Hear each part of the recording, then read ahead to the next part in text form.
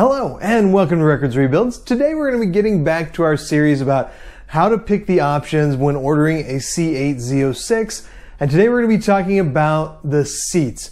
Really important choice for the interior, probably the most important functional choice, can really send the car down two different roads as far as what you intend it for, because the seats are really the one thing in the interior that has a different function depending on what the buyer is intending. Unfortunately, it's been pretty hard to get a look at the seats, to sit in a car with the seats, because there's rarely very many of them on the showroom unless you're in a really big city. So today we're going to be taking a look at each seat, the features, the pluses, the minus, and then if you stick around to the end, I'll be talking about which ones I decided to pick for my build, which should be happening in the next 2 to 6 months, we hope. These are the three seating options you have with the C8 Corvette: the GT1, GT2, and Competition Sport seats. If you look at the GT1 and GT2, they're actually very similar seats. They have about the same amount of support and the same amount of bolster. But in my opinion, the GT2 is just kind of meant to look cooler. It's got that carbon fiber inlay. If you're taking this car to the track, it's going to be really hard to fit a harness through those little holes up top in the GT1. However, the GT2 seems designed for putting in a harness bar and a harness, because it's got that window right there to pass those straps through. So that's something to think about. It's not just the type of seat that matters, though. It's also the trim level. The GT1 seat is only available in the 1LT and 2LT trim levels, but the 1LT version of the seat is not going to have any heating or ventilation. It's not going to have lumbar control on the power seats, and it's not going to have bolster control on the power seats. The 2LT version of that GT1 seat will have all of that. If you take nothing else away from this video, I wanted to spend some time covering the different types of leather used in the Corvette, and that's because I've always found this to be pretty confusing. I haven't ever really found a good video that explains it very well. On the left here we have the Nappa leather, and on the right, we have the Moulin leather. These are C7 Corvette consoles, but it's the same types of leather they still use in the C8, so it's a good side-by-side comparison. Now, the Nappa leather, the fancy, nice leather, that is only used on the wear surfaces of these seats. So basically, if your butt is not touching it, it is still the Moulin leather over here. You will only see this on the wear surfaces of the GT2 seats and on the wear surfaces of the LT3 version of the Competition Sports seats. The LT1 version just has performance textile for those surfaces, so you wouldn't see it there. But just on those two seats, you'll see this nice Nappa leather. And if you look real close here, you can see it's actual real leather. Now this one is all beat to heck because it came out of my salvage title car, but you can see if you look at the texture closely, it looks like real leather, like a nice leather couch. And there's just, it takes wear a lot worse, I think. Sometimes it shrinks in ways that are not predictable, but yeah, it's a real nice quality leather, and you can see how it looks there. It's also pretty squishy. I think it's softer than the other type of leather, the Moulin leather. So if we go over here, you can see the Moulin leather, and this is a bonded leather. It's made of grinding up a lot of different things, but like 30 to 40% of this is ground up scrap leather. And so a lot of people have compared it to vinyl. I wouldn't go that far. I think it's a very nice product, and I think it actually wears a little bit better than the Nappa leather over there. But you can see it's got a stamped texture here. It has been stamped to look like a certain texture to make it kind of look like leather, but it does not look like the real leather over here. That looks totally different. So you get this stamped texture.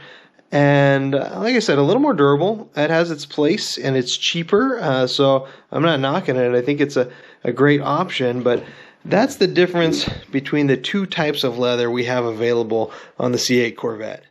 These are the GT1 seats. I think they look great for being the base seat. And take a look at the bolsters here, both on the side and in the lumbar area. And I think you'll see when we show you on the next slide that these seats have just as much bolster and just as much support as the GT2 seats which we'll show you next. Now these are GT2 seats in a 3LT car. You'll notice that the bolsters are about the same size, but all of the wear surfaces in these seats are that fine Napa leather. It felt to me like the nicest couch I had ever sat on. I know I'm not an Aston Martin guy, I'm not a Bentley guy, but I just really loved the feel of these seats.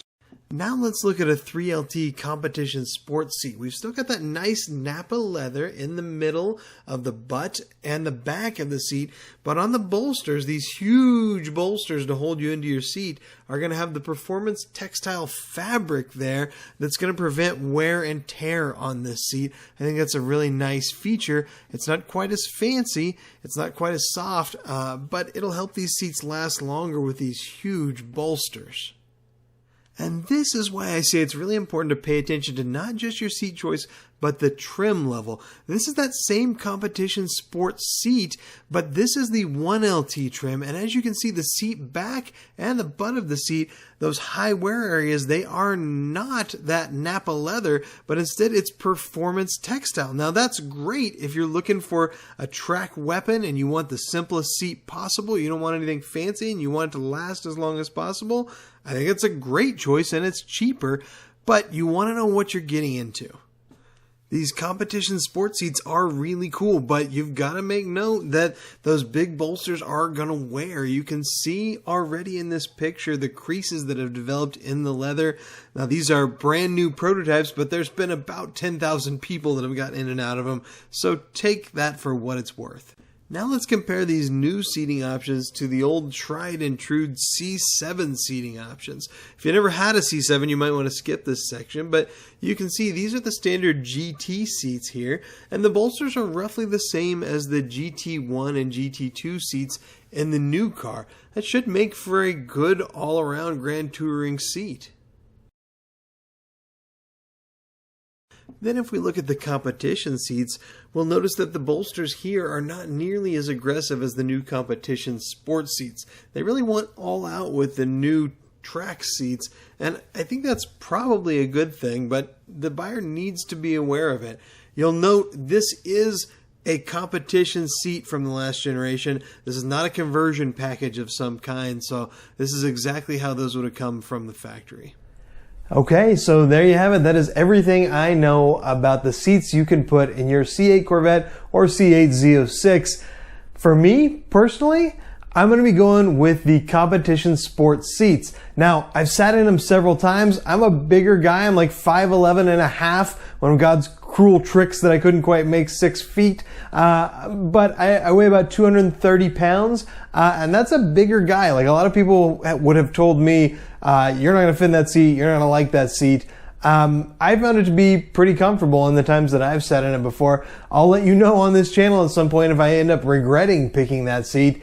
But that's what we're going with for now. Now, I'm still trying to decide, do I go with the 1LT or the 3LT, like the Spartan 1LT track car, or, you know, the 3LT with all the options loaded up. So tell me what you think in the comments down below, and hopefully we'll be talking next week about the details about the new E-Ray. The launch is supposed to happen next Tuesday, so I'm really looking forward to that.